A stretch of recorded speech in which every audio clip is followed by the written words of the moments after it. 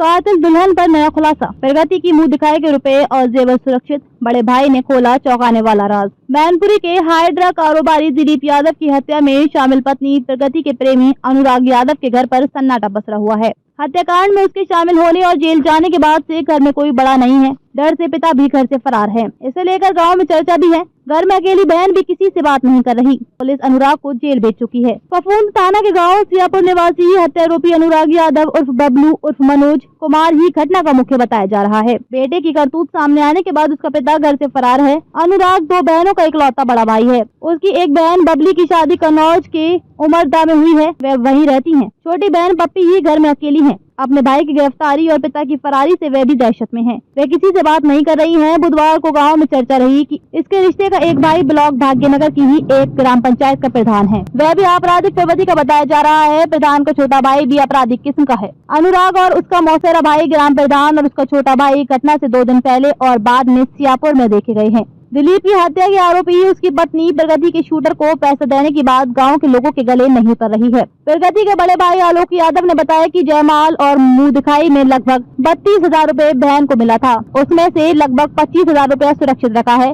वही ससुराल और मायके पक्ष के और चढ़ावे के अधिकतर जेवर भी सुरक्षित हैं। अगर बहन ने सुपारी का पैसा दिया तो कहां से लेकर दिया, इसका पता नहीं चला है। भाई ने ये भी बताया कि अनुराग से उनके परिवार का कोई संबंध नहीं था और न ही प्रगति की शादी में उनके परिवार को निमंत्रण दिया था। गांव सियापुर में घटना के बाद से सन्नाटा छाया हुआ है। ग्रामीण अपने घरों से निकलने में घबरा रहे हैं। मीडिया का जमावड़ा देख गाँव के लोग कुछ भी बोलने से कतरा रहे हैं। ग्रामीणों में चर्चा है कि लड़की पक्ष के लोग बेहद सीधे साधे हैं और आरोपी युवक खासा दबंग किस्म का बताया जा रहा है।